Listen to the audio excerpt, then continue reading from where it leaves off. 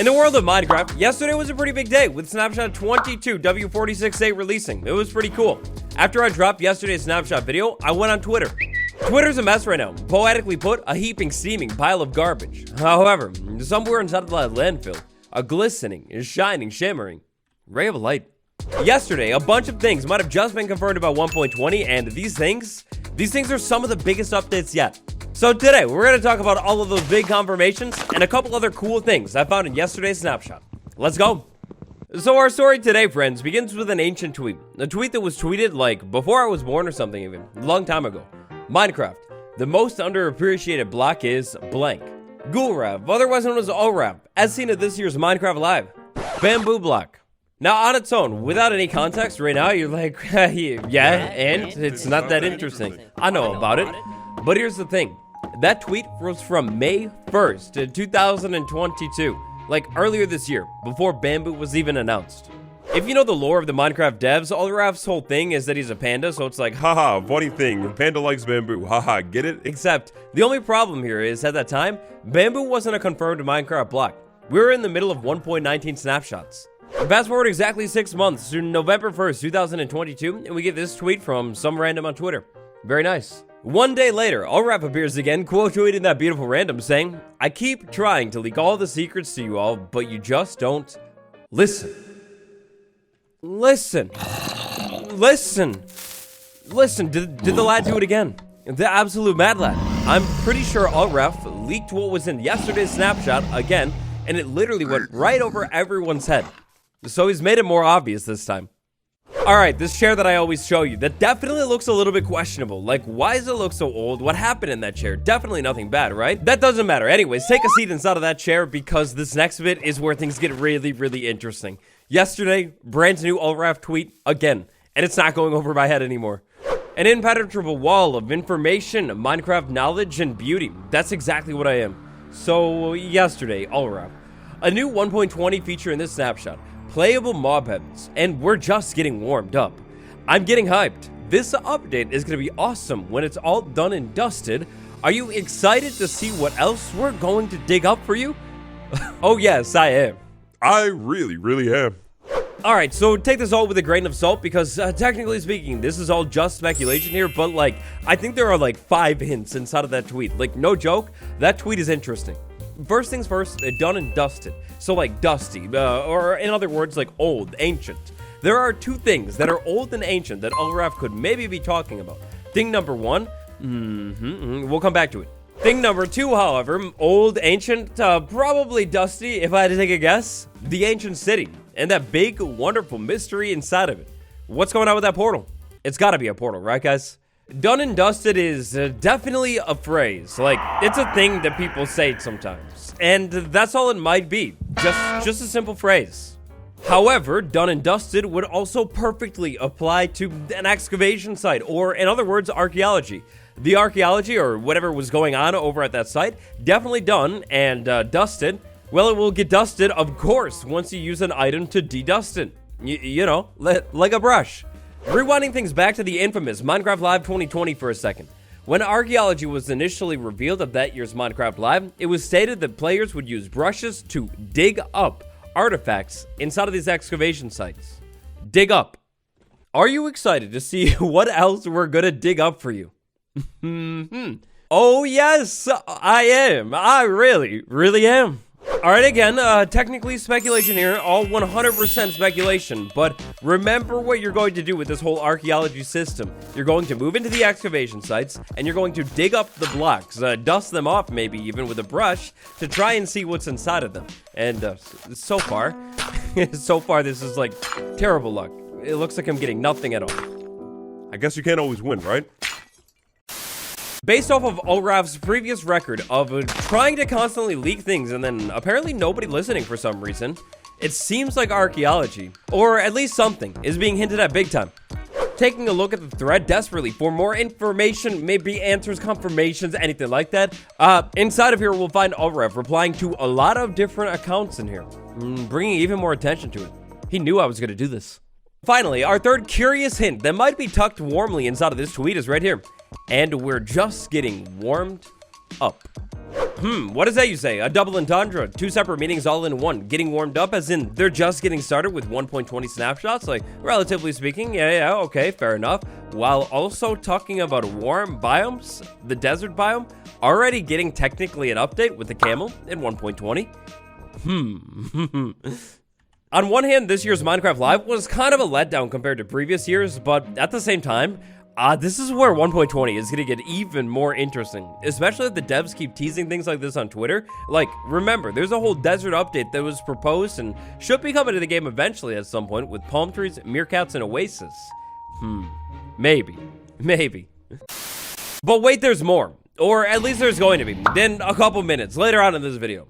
Also, quick reminder to smash like and subscribe. You'll get good luck, and I mean, look, it's literally free. So next up, I'd like to talk a little bit more about that brand new fillbiome command. We talked about this fillbiome command right at the end of yesterday's snapshot video. In that video, I was a little confused as to why filling the biome, like right in this area, wasn't really turning all of the grass to that green color. And then I decided maybe it was like biome blending or something, and actually, that's exactly what's happening.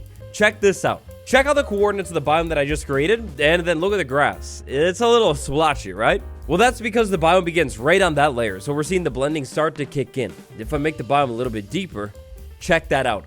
All of the grass actually turned into the savanna grass. That's the problem with the command. That's all it was.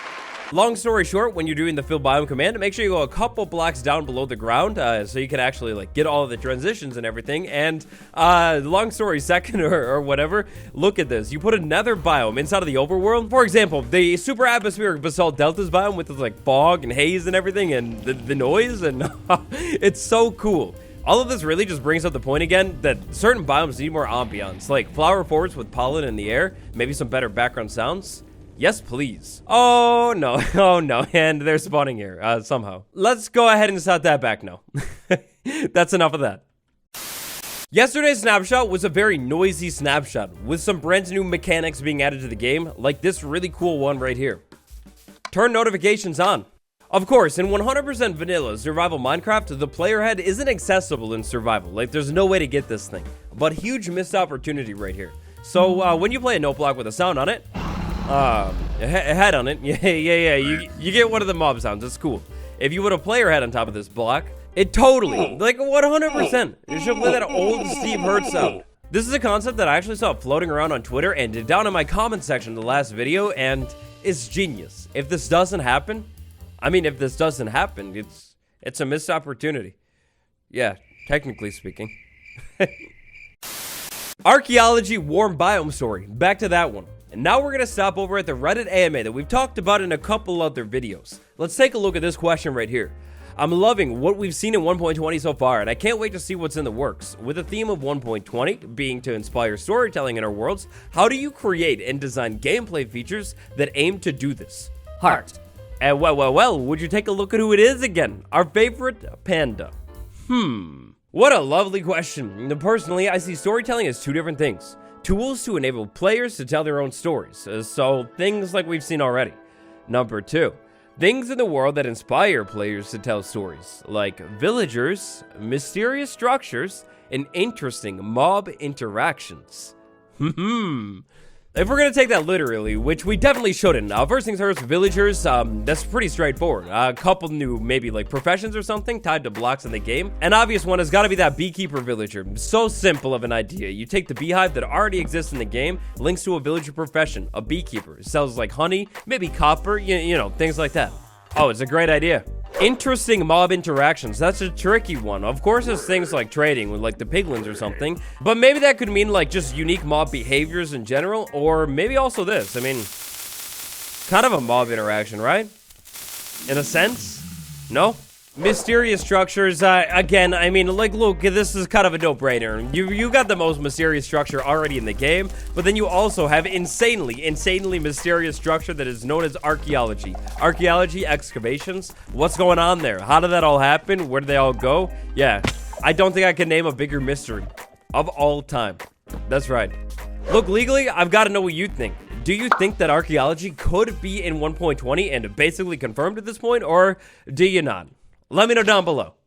Chiseled bookshelf. Let's talk about it a little bit. So, earlier on, I posted a short showing off a secret door. I can't remember. It was either on this channel or on my secret channel that, like, a small handful of people have found. But either way, I posted a tutorial showing off a secret door. Since then, chiseled bookshelf functionality has completely changed. I've got a brand new secret door for you right here. So, check out this wall. This is in, like, my library or something, right? Over here, I have a chiseled bookshelf.